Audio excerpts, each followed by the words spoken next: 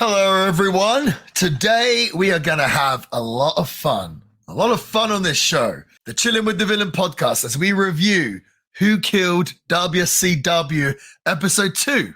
It's like a murder mystery, huh? Who Killed WCW? I am the villain, Marty Skell. Joining me, as always, the producer of the show, Mr. Samuel Scott. Sam, Episode 2, Who Killed WCW? Yes, indeed. I know who killed Bret Hart. And he didn't make any apologies for it, did he? we'll definitely get to that. We'll definitely get to that. But for those of you that didn't listen to last week's episode, right now on Vice with The Rock's, is it $7? The company, The Rock's company is called? Yeah. How could you forget? $7 or $7. Yeah, he does. They're producing a show with the Dark Side of the Ring guys. Who Killed WCW? It's a four-part series or episodes. We've seen a lot of documentaries and things similar on WCW over the years. And I thought, do we really need another WCW documentary?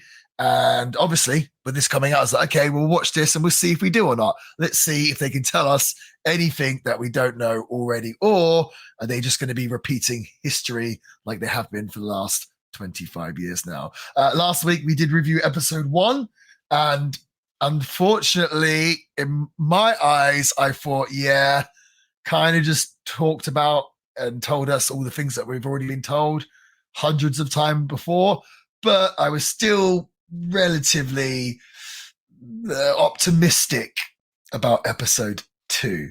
So let's just get straight into it. The things that I do like about this show, Kevin Sullivan. Yes. Love me some Kevin Sullivan, right? And Kevin Sullivan's got to be like getting up there now as well, huh? Yeah, it still looks good. I think he still looks good, and he still comes out with like lucid points. Yeah. He was born in October 26, 1949. So, I mean, he's 74 years old. So, wow.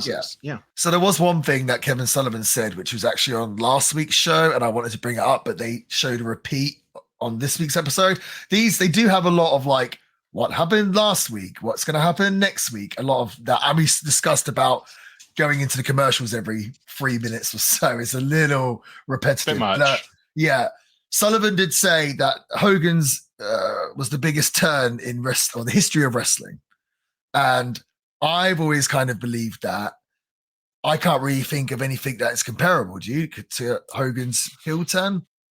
No, it's the most successful version of that because, like, remember Stone Cold's? We hate it. Like, there's never been someone with like that magnitude being able to pull it off so well as well. So not only is he the biggest, he also did it the best. And I just don't think that's comparable in any other situation. Do you?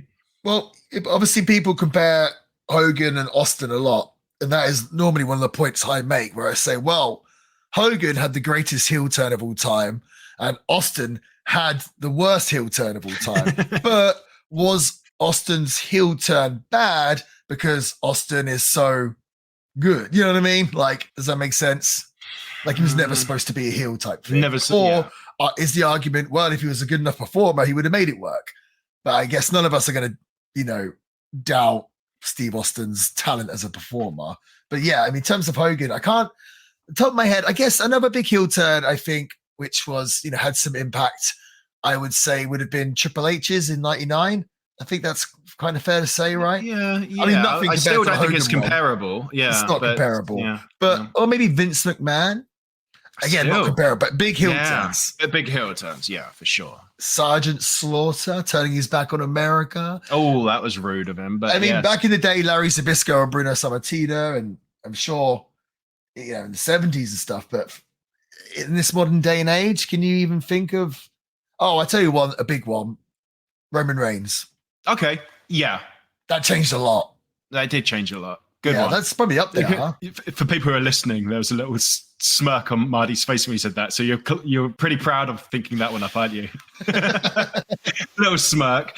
Yeah, that's a good one. That's a good one. Yeah, we're referencing new wrestling. No. Hill would say not comparable, though.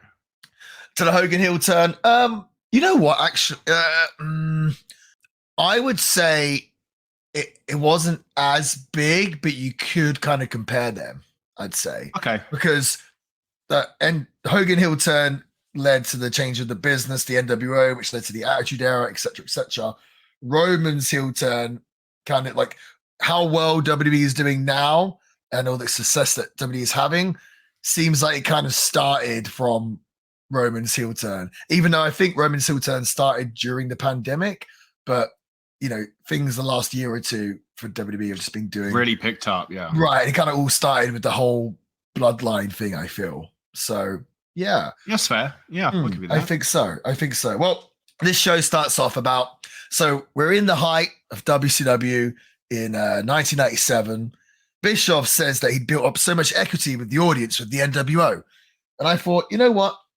Last week, I also said that WCW basically only had 3 great ideas, and that was NWO, Sting, and Goldberg, Crow Sting and Goldberg.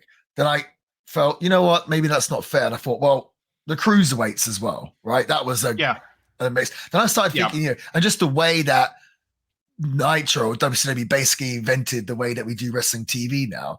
And then I started thinking, you know what? Actually, WCW had loads of ideas and loads of influence on the business when you think about it. Like Bischoff introduced the cruiserweights, which you could argue that he stole from ECW, but that style that he kind of put on mainstream TV, that is just the whole style now of wrestling on TV, right? So, and it all kind of, I don't even say it started then, but he definitely sort of popularized it. So I did think that was interesting how he just said about the NWO. It's like, well, you did have a bunch of good wrestlers that people were into as well, and the product's so hot that Ted Turner wants WCW to do another 2-hour show.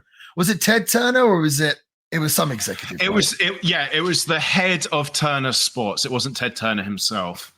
That's right. Yeah, gives Bischoff a call, right? And it's like, hey, it's doing so well. We want more of that good stuff. How do you feel about that? Well, yeah, Kevin Sullivan immediately countered that in the talking head, right? And he was like, they don't understand that they might look at it and be like, oh yeah, this is good ratings, but they're not doing well enough to be able to split those in 2, across 2 shows.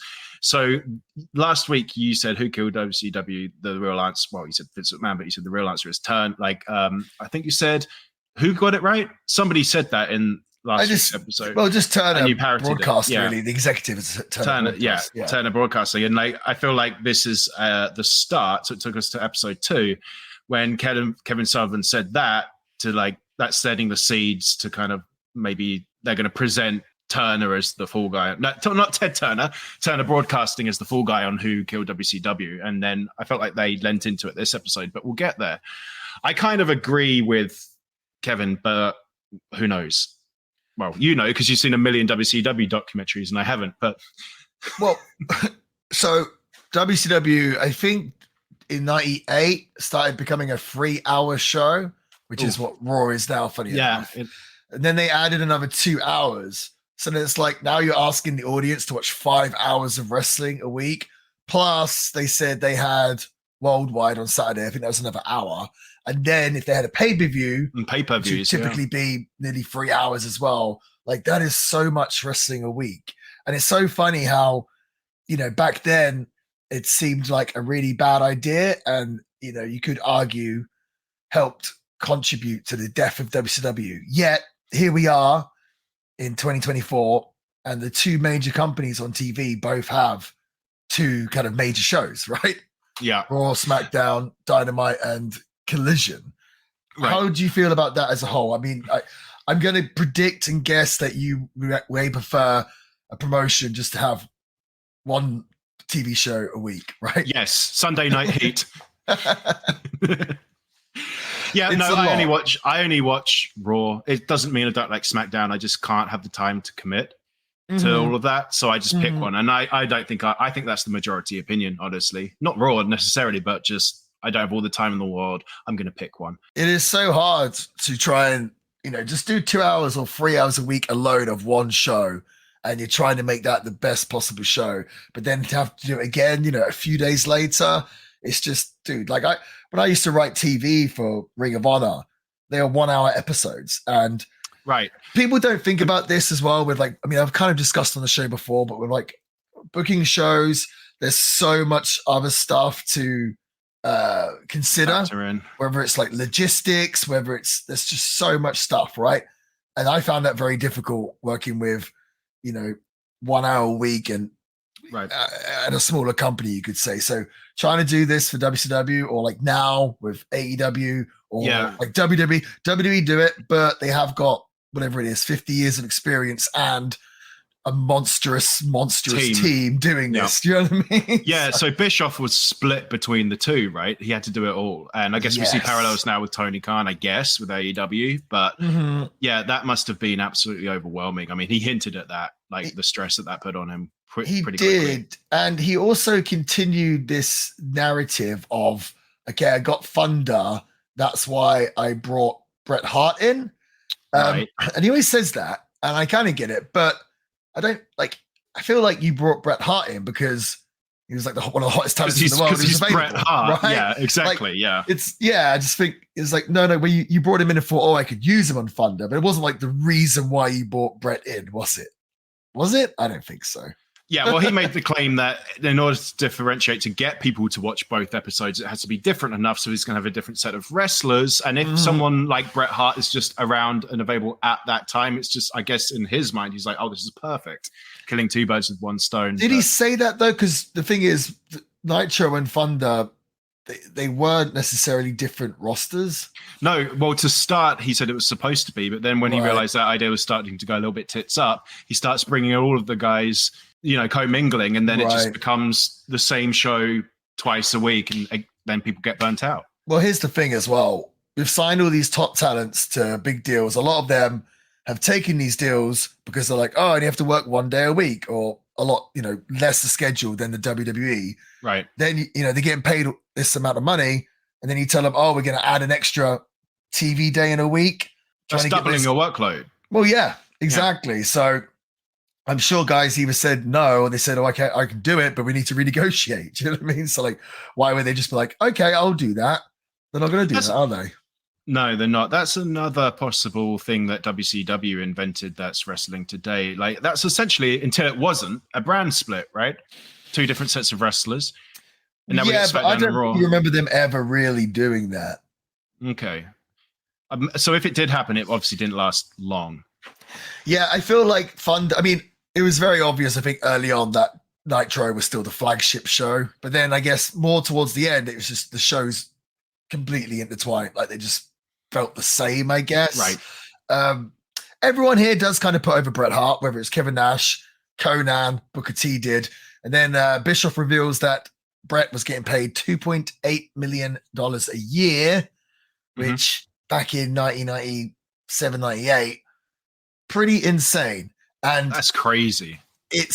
We could do a whole podcast about this, but it's just so crazy how big of a star and how amazing Bret Hart was in the WWF, and then just how underwhelming and just disappointing his run was in WCW. I think the majority of people will blame it on the booking and blame it on Bischoff and everything else. Which I agree with. And, WCW just creatively was a mess. You do, at the same time, I think the Bret Hart that came to WCW wasn't the same Bret Hart that was in the WWF. Do you know what I mean? I think, honestly, after the Montreal Screwjob, I think Bret's Hart just, no pun intended, was just not in it. Do you know what I mean? Yeah. Well, when on his debut, he had a blue T-shirt on. I mean, he still had the leather jacket, but he just had a blue T-shirt. Right. Like, that tells you everything you need to know. But he also said that his defense was that he was underutilized, wasn't used properly. And just shows how much he loves wrestling, is built and made for wrestling, and that he was complaining that he was paid $2.4 million to sit on his ass. 2.8. 2.8. I do that for free. I would definitely do that for 2.8 million, but that was not where he wanted to be. He just wanted to be out there, and he felt like he wasn't utilized. I was going to say enough, apparently at all. Used to turn up and just wasn't needed. Flew from Canada to be told he's not needed. It's funny because you know what I actually compare it to? So I've spoken about this on the show before, and I don't want anyone to think that I'm talking bad because I'm a massive Owen Hart fan. But in Owen Hart's sort of last year or two of wrestling, to me, it seemed like he was either burnt out or his heart wasn't in it. And it feels like you can actually kind of compare Brett and Owen's sort of later runs together. I think it was very similar where they both kind of felt like, I don't know, that something was missing. Do you know what I mean? Or that spark that they may have had in the early 90s or mid 90s had kind of gone, you know? And I always just thought, I mean, again, how WCW didn't manage to really kick WWE's ass when they were so hot as it was. And then the WWF's biggest star, WCW, got like, I don't know, I guess it really forced the WWF to try and come up with stuff and be creative. And they kind of get that into that during the show. They do mention with all the TV time that WCW had to put out there, Kevin Nash says, you know, they were having to try and book 10 hours of TV in 2 days, which, like I said, when you're factoring in things like logistics and just injuries and travel and all this stuff, like, dude, I bet you would probably try to start doing that and then just get so burnt out quickly and be like, oh, I can't do this. And I feel like you would need a big team. But even then, when you got a bigger team, it's going to be more difficult. Like, I don't even know how you would start doing that. Do you know what I mean? Like, I'm not surprised it ended up being a case of people didn't know what they were doing till 20 minutes before. I'm like, okay, you two go out there, just wrestle. Do something, yeah. It's almost like inevitable that it ended up like that, I think. They do mention about how they was kind of running out of ideas, so they just kept adding to the NWO.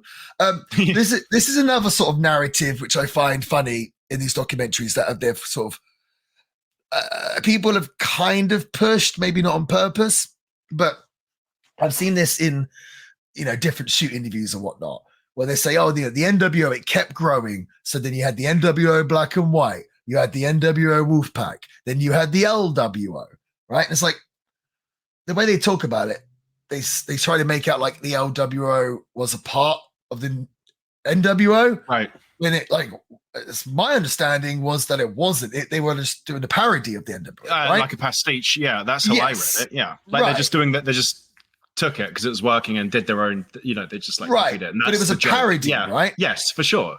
But they kind of make out like, oh my God, like NWO is getting so big. Faction. Yeah. It's like, no. Right. So like, I mean, I agree. They definitely added way too many members. And I don't think, honestly, people always talk about that, like the two versions of NWO, like that was a terrible idea. Like, I don't actually think I think that's actually kind of a cool idea. I think if it was done right, could have been really cool because NWO was super duper hot. It's kind of like, I mean, I don't know. I find it interesting because I'll see a lot of fans saying how the NWO was the greatest storyline of all time. But I don't know if it's fair to call it that when it never really had an amazing payoff. Do you know what I mean? It didn't go anywhere. Yeah. It didn't really go anywhere and there wasn't like a massive payoff. So, and Bischoff does mention, he says, the only thing harder than gaining momentum is keeping momentum. I thought Bischoff actually was typically Bischoff is pretty honest with a lot of his talking heads, I felt anyway. During this, Raw starts to beat Nitro. Okay. And they're saying the reason is because the WWF is copying WCW. Yeah. And it's funny, I'm not sure if I've said this on the podcast yet, but there's always these different debates on who started or what started the Attitude Era. And everyone's got a different opinion. And me, for the longest time, I would say that the NWO started the Attitude Era. And they kind of say this here. Well, Bischoff really, he says, oh, you know, the Attitude Era, please, like it was the Nitro era because he just started what we did. Yeah. So I've always said it's the NWO. But then when I come to think about it, I actually would think that it was the Clique that started the Attitude Era, I think. Because it's funny when you think of it, like Nash and Diesel obviously started the NWO. Shawn and Triple H started DX. But it was like in 95, 96, 97, when the Clique started, you know, came together, started getting influence, they were the ones that were trying to push to Vince, like, oh, that let us, you know, get edgier. Like, I don't know if you remember, but they tried to make Diesel like the edgier character. Like they had him like cuss in a match and stuff like that. They kind of started in 95, like, you know what I mean? Like slowly. Okay. And to me, it seemed like it was the NWO's the Clique's influence on Vince. And they may have got it from seeing it at ECW. So I guess you could, because like the ECW fans, or if you ask Paul Heyman, they'll say that ECW kind of started the Attitude Era, Right. But my official answer, I'm going to say that the Clique started the Attitude Era. What say you, Sam? I think NWO. I still think NWO. But is your theory a unique Marty theory, or do other people hold that? I don't think I've ever heard anyone else say that, but I don't think too many people would disagree with me. Do you know what I mean? I mean, your answer is pretty much the same as my answer as well, really. The Clique and the NWO kind of one and the same. Yeah. I meant more like looking at the success of the NWO and like, let's emulate that because it's clearly working, and then it just becomes its thing. But yeah, okay, cool. I wanted to take a minute to talk about our newest sponsor, MadCatBeardCare.com. Myself, I have a beard. Sam, you have a beard. Beards are very popular now, but you've got to take care of your beard. You got to get yourself over to MadCatBeardCare.com. I'm looking at the oils and the balms on there. First of all, they're all designed by different pro wrestlers and marketed as different pro wrestlers. So there's a bunch of guys involved with this, like Matt Cardona, Brian Myers, Delirious, Jay Lethal, a whole collection of awesome wrestlers that have their own product on madcatbeardcare.com. Not only that, but a portion of the profits go to cat rescues around the country. So I think that's already exciting. But the beard oils and the balms both are made from organic argan oil, jojoba, and vitamin E, which when combined helps to soften, strengthen, and vitalize and stimulate circulation in the face, nourishing and strengthening the hair follicles to assist growth. Now, this is what you need. If you've got a patchy beard, you need to get yourself to madcatbeardcare.com.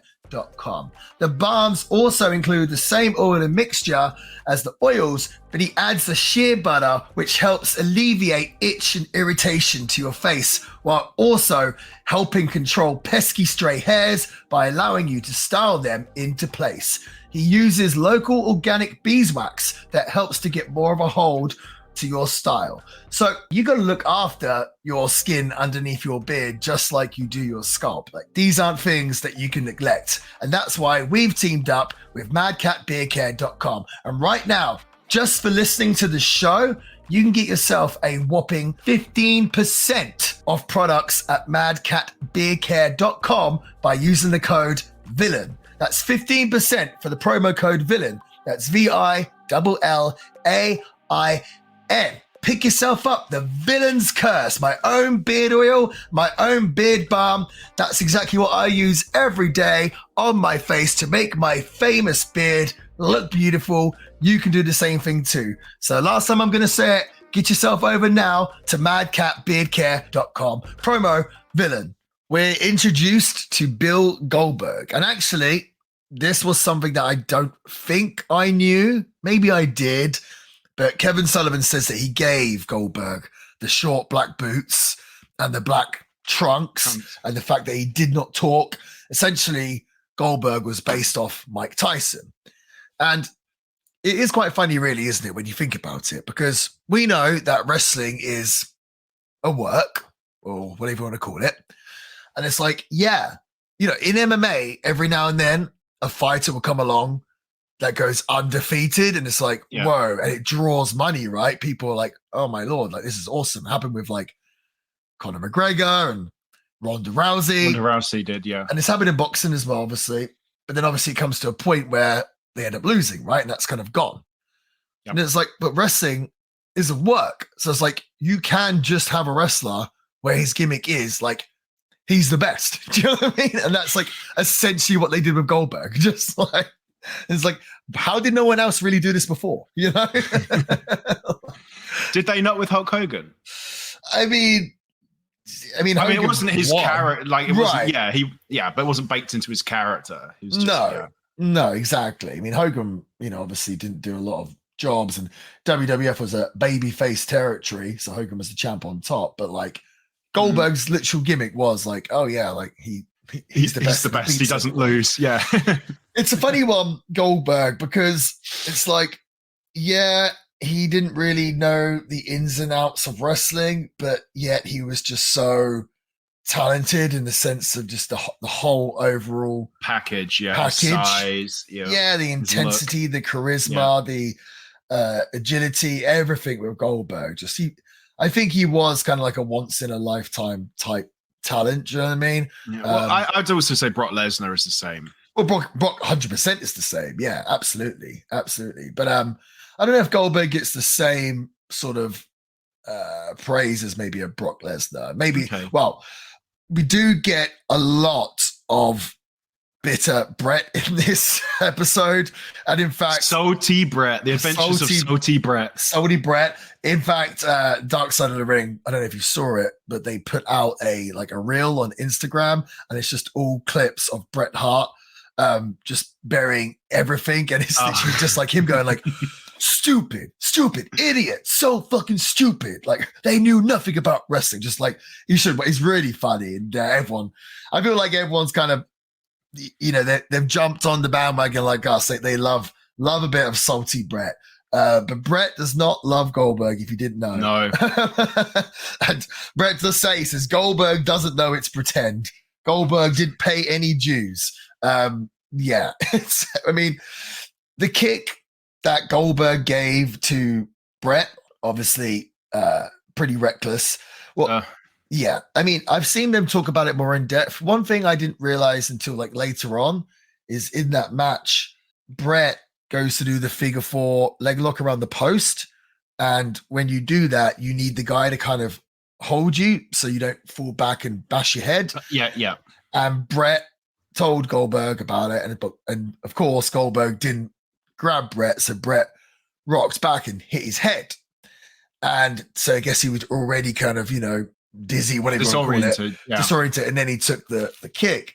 But you also think as well, it's kind of like Brett was so good, and he knew that Goldberg was very green. It's kind of like maybe he shouldn't have even tried to do it. I'm not saying it was Brett's fault, right? Yeah, just saying like when I'm wrestling green guys, I'm not putting any faith in them whatsoever. Do you know what I mean? Like, I'm not saying, hey, can you catch me for this, or can you I'm just like, I'm not risking anything. Do you know what I mean? Yeah. So I was going to ask you, do you feel that Brett's fair when it comes to Goldberg? Yes, I do. What part of that was untrue? Like, he was green and he was hurting people, right? And he was even hurting himself, they said. That's not good. And like Bret Hart he's a pretty good wrestler. Quite a good wrestler. You know what I mean? Like, if anyone has like the credentials to be salty on this, like, I get it. I totally get it. And yeah, he wasn't to blame, but also Goldberg wasn't to blame either. Because he said, if the intent isn't there, you can't blame me. So because he didn't intend to kick him in the head, you can't blame him for kicking him in the head, even though he kicked him in the head. He also said, he did say, he should have protected himself. It's kind of like, well, you should be protecting him as well. Yeah, you know what I mean? Like, he did not care how he came across in this show, right? Goldberg. Do you feel like he came across bad? I don't think he came across bad. I think he came across as kind of like this sounds weird, but like refreshingly neutral. He doesn't really necessarily have an agenda or like anything other than, hey, I wanted to be the best. I'm the best. That's how it is. If somebody got hurt, I didn't mean it. If they didn't, if things went well, great. If things didn't go well, okay, sorry. Like, just like no apology, but like no real apologies. It's kind of honestly like he was just like, I think they call that, what do they call it? Chaotic neutral. Yeah, it's kind of refreshing, honestly. It is. And like, I find the whole Goldberg thing interesting. So they tell us in this about how Hogan called Eric Bischoff and, told him that he was going to put Goldberg over clean at the Georgia Dome. And this has always been like a big kind of like thing of contention, because it's like, why didn't they do it on a pay-per-view?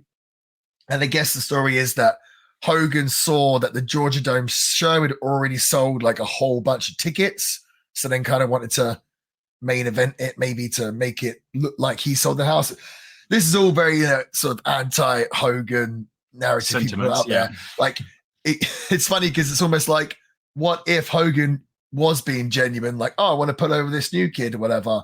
And so he does it, but then everyone's still saying, oh, it's because he's, selfish. Oh, he knew it was the crowd, yeah. Right. And I see a lot of that. So I've seen that recently online where the wrestling fans, they'll compare Jericho to Hogan, and they'll compare Becky Lynch to Hogan, but compare them to Hogan not as a compliment, but as like a negative thing, right? With the idea being like they don't put over young talent. Help anyone up, right? Yeah. Well, I just find it so funny. I know we've probably discussed this on the show before, but with Hogan, that kind of whole idea that he never put anyone over, to me, I just don't think is true. And it's like, yeah, he didn't put people over all the time because he was the biggest star of all time, right? Which, but he put over probably far more talent than Shawn Michaels did, who everyone loves. Yeah. He put over more talent than Austin did, who people love. You know what I mean? He put over more people than Andre the Giant did, who everyone loves. Right. Yeah. No, yeah. When people are that big and that hot, apart from The Undertaker, no one really puts people over that much, Well, so Undertaker didn't really either. True. With the streak. Yeah, he had his 22, streak. Yeah, people didn't want him to put over Brock. Everyone was mad about that, But I mean, Hogan jobbed to Billy Kidman at one point. Do you know what I mean? Like right. I don't know. I just think it's a little unfair because it's like any top guy, they're not really supposed to lose a lot. You know what I mean? And this was probably, you could argue is probably the height of WCW. I think they even said that then. Like they've got, what was the crowd? Was it 25,000 or 35,000 in the Georgia Dome? It was Goldberg beats Hogan for the world title, and I think Bischoff mentions like between the two shows, there's 10 million people watching wrestling that night, which is pretty crazy. It's nuts to think about, huh? And it's fun as well. If you watch that match, it's absolutely amazing. Or even they show a clip on here of the finish, Goldberg defeating Hogan, and just seeing the crowd. I just watched that. I was like, man, I wish our crowds were like that now. Do you know what I mean? Just instead of just being on the phone. Yeah. But it looked like when Goldberg won the title, it looked like when your country wins the World Cup. Do you know what I mean? Yeah. People went bananas. Like absolutely crazy. And I don't really feel like we get that anymore, do we? But here's the thing. Of course, with Goldberg doing this undefeated streak and everything else, wins the title, there's only so much you can do with it. Like what? Because again, people were very upset, and they get into it here when Kevin Nash was the one to end the streak. And I know Kevin Sullivan has said like, oh, the streak should have never ended, and et cetera, et cetera. But like, I don't know how I feel about that, because could Goldberg just have stayed champion the whole time and just kept beating people? It would have got old pretty quickly, right? The argument was that people didn't feel that. Like they just loved it day in, day out. I don't actually believe that. But then again, I'm thinking probably of a modern audience, and how tired they get of things quickly. Maybe back then, maybe people were cool with that. I remember at the time, the smart fans all not liking Goldberg and being like, oh, he only knows 2 moves, and like his matches are just 2 minutes long, like he can't wrestle. So, I mean, Kevin Nash brings up some great points. He's like, you watched that match where I beat Goldberg and the crowd is going nuts. Like Kevin Nash, was super duper over. Bischoff brings up the point. It's like, well, if someone was going to beat Goldberg, like who could it have been? It's like, well, Nash is over and massive, incredible. I don't know. People look at the streak ending as like one of the real major down points of WCW, but I personally just don't really see that. I guess the argument is that they should have used it to establish someone else, and that's why people were upset when Brock Lesnar was the one to beat Undertaker. But I feel like that did help Brock Lesnar, don't you? Oh, totally, yeah. And again, who's credible enough? It's got to only be Brock, right?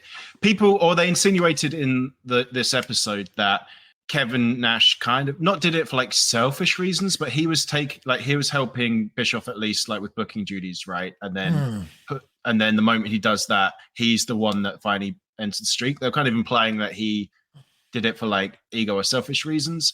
But I actually am more in line with Bischoff. It's like, well, who else? Like literally who else? If it's going to happen, who?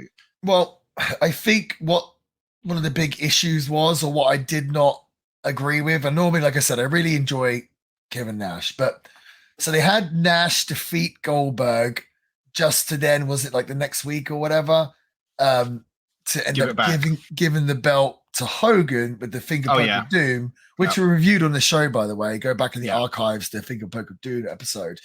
And there was, when Nash is talking, like, so all this other stuff, Nash is kind of defending himself, and I tend to agree with him. But then with this finger poke of doom, he's defending it, and he's saying, like, the reason why fans didn't like it is because they got it. They never saw it. We got him. Yeah. We got him. And I was like, I don't really think that's why the fans didn't like it. Do you know what I mean? I think the fans have respect for a world title, and they don't want it to be seen as a prop that could be given to someone. Like that is I felt like that was the issue. Do you not? Oh yeah. Like, I feel like fans like being got. Like, it's good when that happens. You know? I agree. Don't they? Yeah.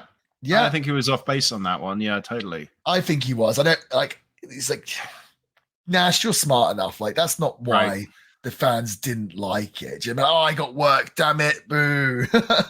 But, you know, and Nash's argument, which a lot of it's stuff I can agree, says, you know, the money in wrestling is in the chase, right? I guess the WWF, we were talking about Hogan being the champ for all these years, would kind of argue that. But their argument was the money is in the chase. Like, Goldberg had the belt too long already. So, yeah. And Nash just say about how, you know, Goldberg.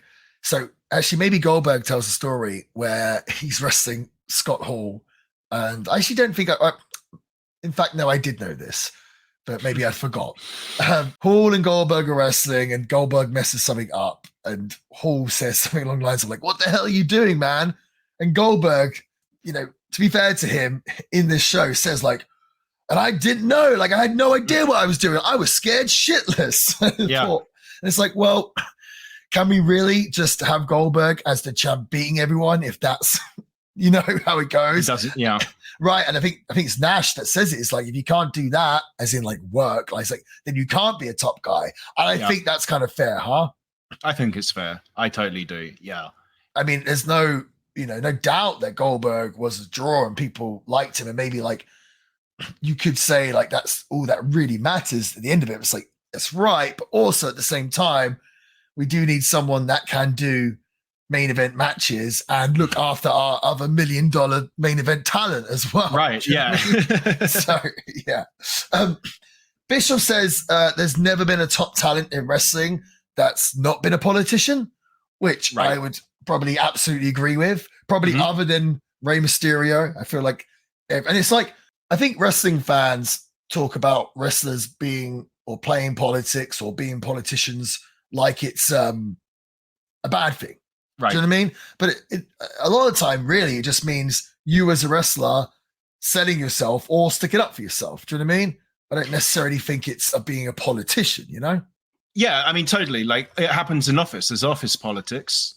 In anything where, in any career-oriented field, there's going to be the people who get ahead are going to be the politicians. It's just the way of the world. Wrestling's no different in that regard. I mean, this might sound like I'm really, again, defending Hogan, but again, that's another reason why I find the whole Hogan thing so funny, where all the fans are like, oh, Hogan's such a politician. Like, oh, that doesn't work for me, brother. And it's like, do you not think all of your favorite wrestlers of all time were all the exact same? Do you know what I mean? If not worse. Like, right, yeah, like The Rock, probably. Right. Or like everyone was like, you know, oh, Brett, you know, the Montreal Screwdriver, like he didn't want a job. Do you know what I mean? Like, but Brett's okay. You know what I mean? But if it was Hogan, it's like, he's a politician. You know what I mean? Like, it's just like, you know, Shawn Michaels was difficult to deal with. We know Austin was 100% a politician for himself, and all these guys, you know, but it's the certain people they choose to decide that like it's a bad thing. Like Triple H being a politician, boo, you know? But if it's Austin, yay. Or, you know, I'm sure even Mick Foley was a politician for himself. Like, it's not, again, it's not necessarily a negative thing. Do you know what I mean? Yeah. You know, you said Vice put out that kind of supercut of Brett complaining. Mm-hmm. Should we release a supercut of you defending Hogan to the death? No, probably not, because Not people enough get time, the wrong idea. And it'll be an hour long. But I think it's less about me defending Hogan and more just, I don't know. You see a lot of narratives online and you just think like, oh, they're not right. Like, I do think that. You feel like you're educating people who may not know, like have the perspective that, this is how I feel like is. Yeah. Obviously that was someone's sort of opinion at one point, and then just lots of people follow on. Does that make sense? And it becomes the opinion of many, and it's kind of just being sheep and just sort of snowballed into this thing where it's not just repeating or echoing someone's point. It's kind of like, but I think it's smart to actually break it down and look at it objectively and actually, using your brain to be like, is this the case or not? Yeah. That's what I like to do. And that's what we like to do here on the show. We like to look at things objectively, don't we? We do.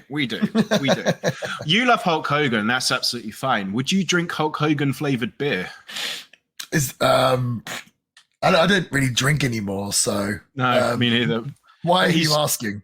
Oh, he released a Hulk Hogan beer this week. Did he? Yeah. I heard that he got his account got hacked and they released like a Hogan cryptocurrency. Wasn't that a thing? I saw that. Oh, don't tell me this beer's like another hack. No, I'm telling you, yeah. The Hulk, he's on the front cover of the. Is it like Woo Energy from Ric Flair? Ric Flair's mushroom energy drink. Is it like that?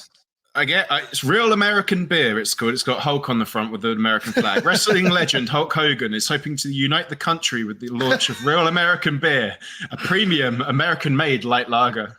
Wow. Okay. Where's that going to be sold? At Hogan's hideout in Tampa, I take it. Wouldn't it be great if it's just everywhere, like a nationwide release? Well, Steve Austin has that beer. Have you ever had Stone Cold's beer before? He does?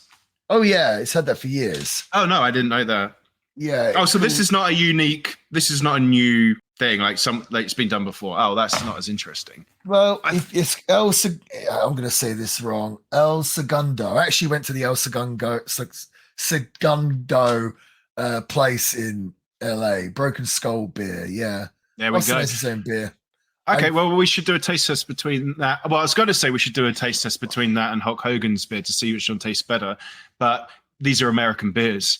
Exactly. So, like, neither of them are going to taste good. Exactly. Dude, when I don't think I've ever admitted this before, but when I went to Austin's house, I kind of was, because I went to his podcast, and I was kind of expecting to go there and him want to crack a beer with me.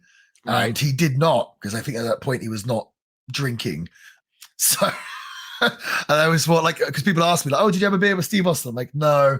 I was kind of almost disappointed. But he did tell me a funny story, actually. I'm not sure if I should repeat this, but he told me some funny story about having like some contractors at his house, and he'd had some beers in the fridge. And I guess like one time he came and one of the beers was gone, and he asked his wife about it, and she was like, no, I didn't take it.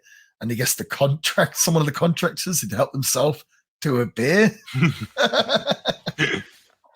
That's pretty crazy, right? Helping yourself to Stone Cold Steve Austin's beer is like a recipe for a stunner.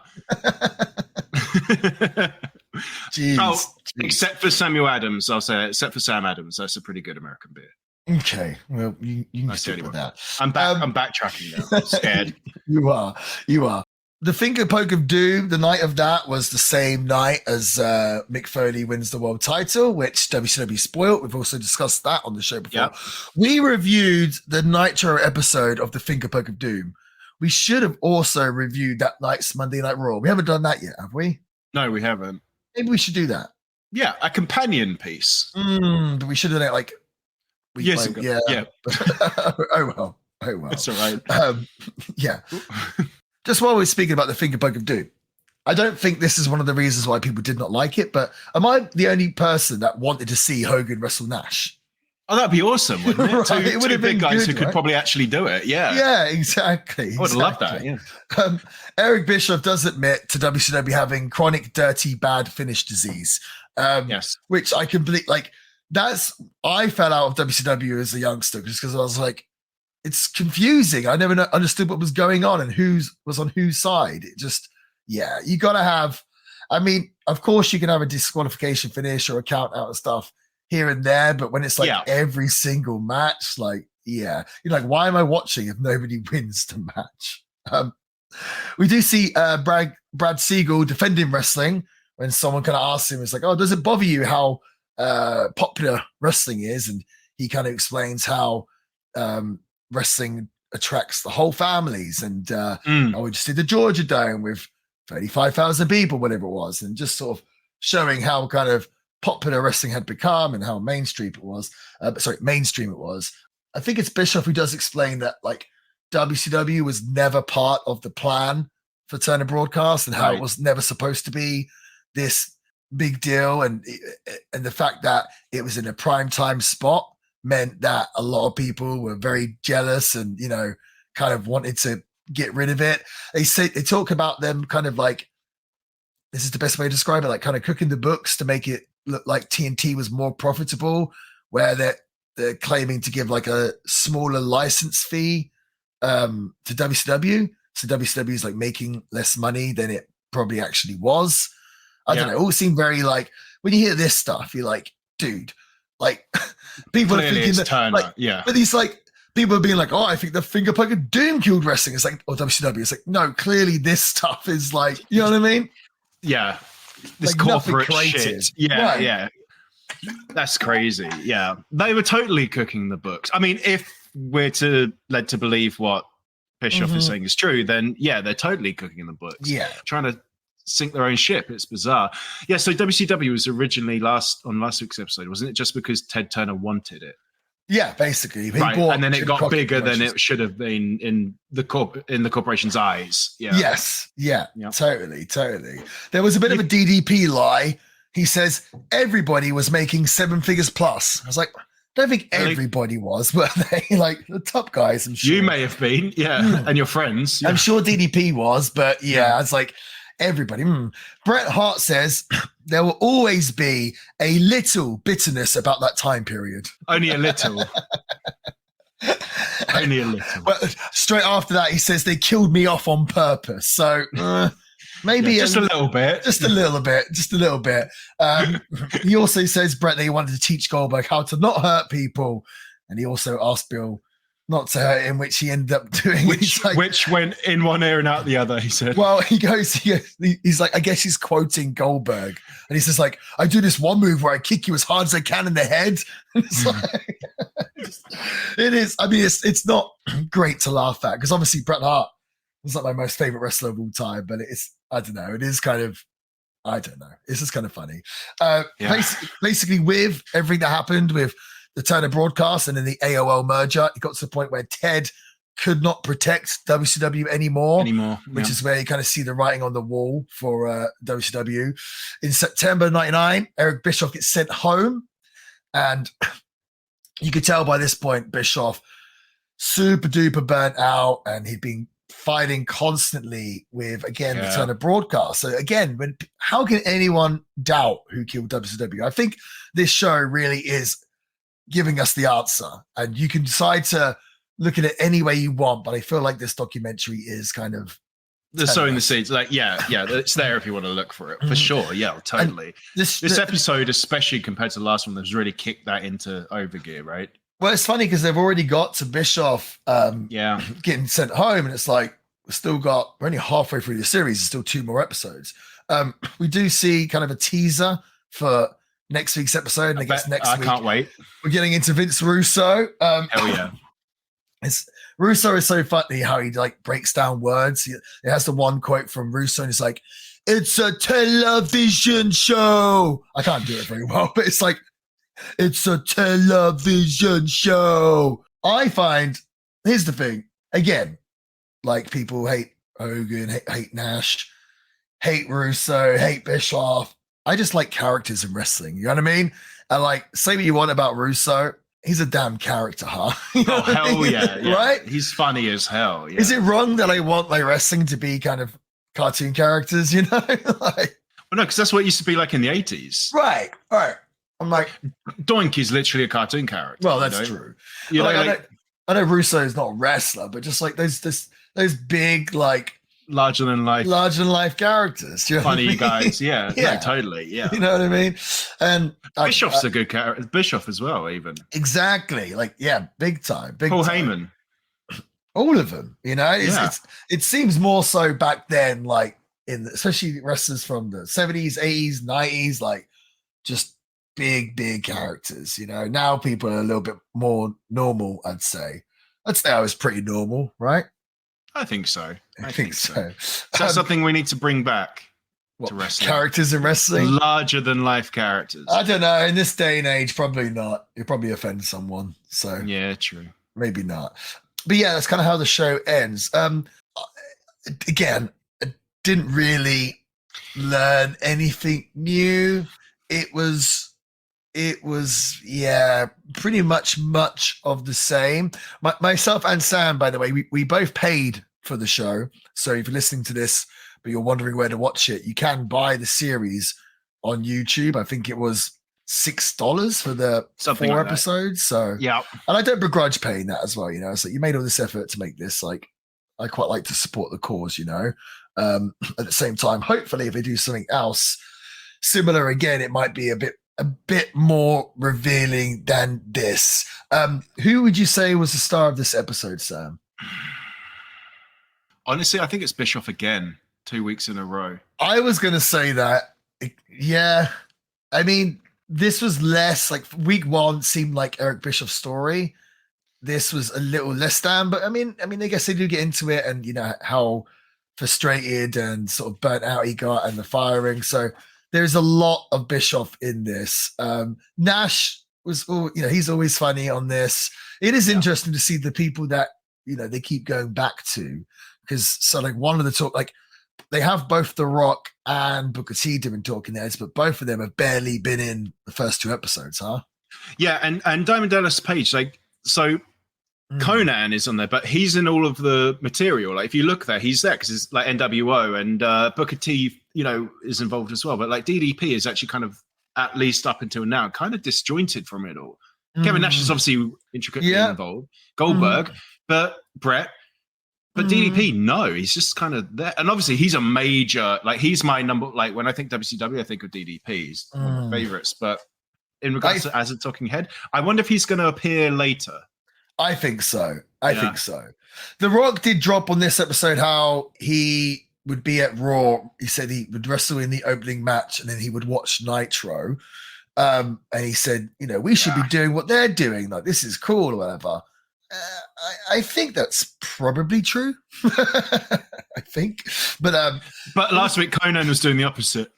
Yes. Like after he's watched WWE being like, no, this is what we should be doing. Well, wrestlers grass is always greener. Yeah. No, but it's like wrestlers are always going to watch wrestling. You know of course. So like, of course they're going to watch. It's not. Yeah, it's not. I've got a question for you. Do you think they are gearing up to have Hogan pop up? I kind of got a slight little tickle at the end. Yeah.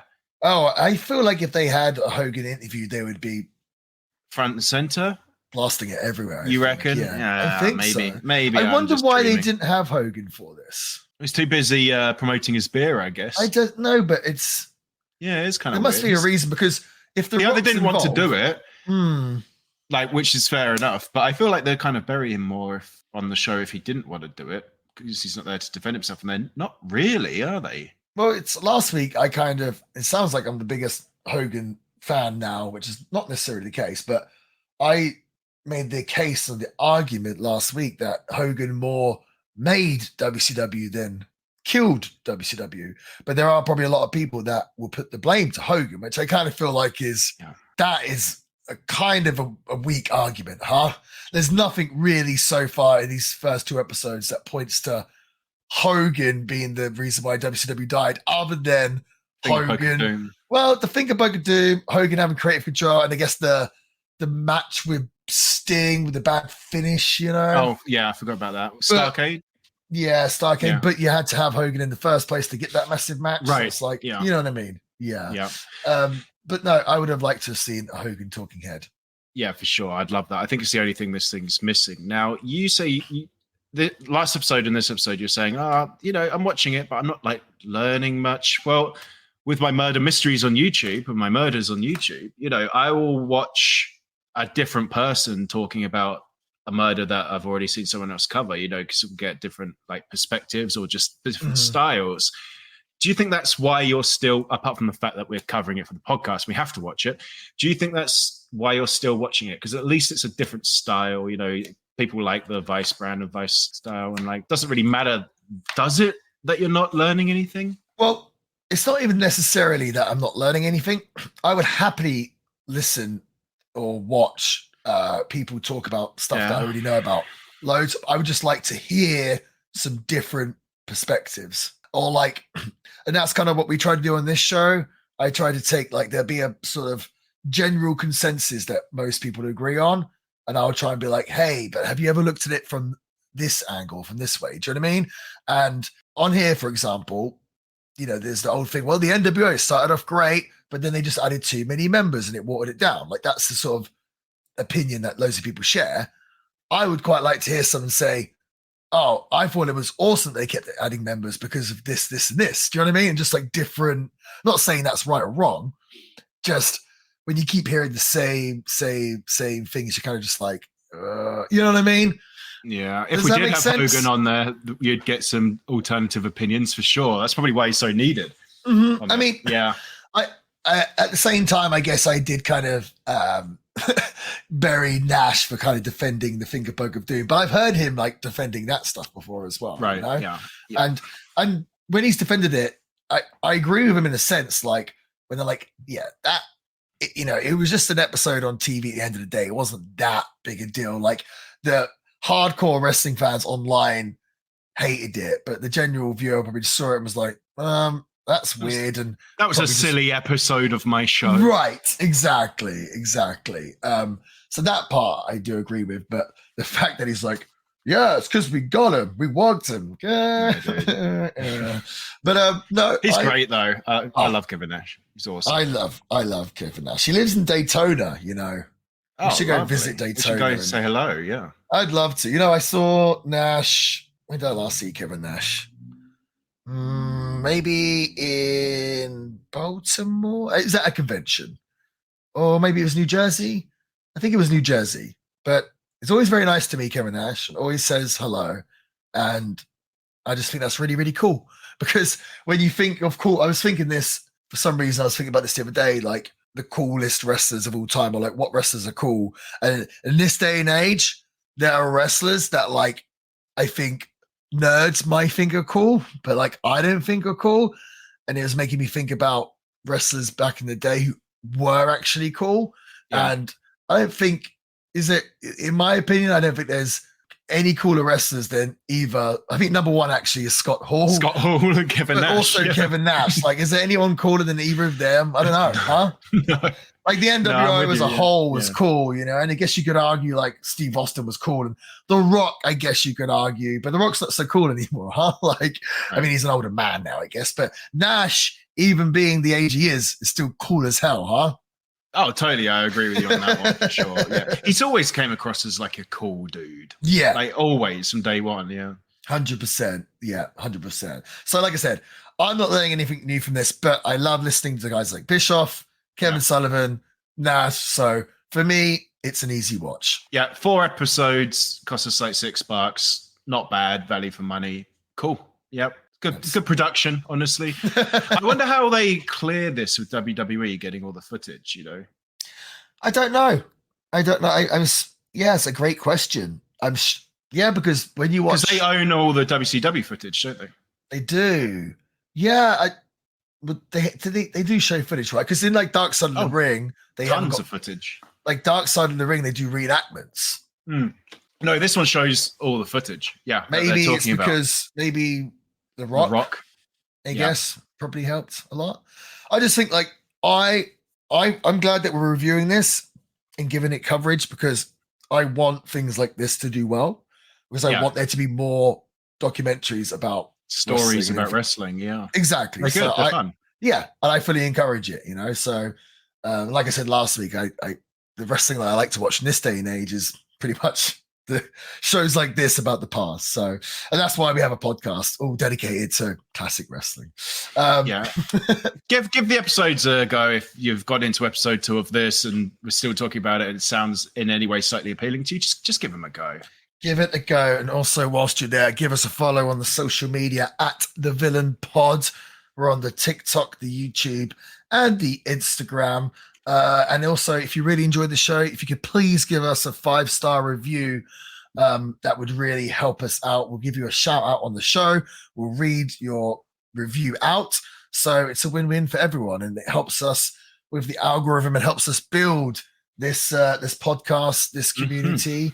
And will keep us doing what we're doing. So that would be lovely. But I think that's all from me. Sam, I'll pass it to you, and we'll see you all next week for what I assume will be the review of episode 3. Yeah, give them a watch if you're in any way interested. But yeah, we've got nothing else this week for you. So have a good week. Till next week.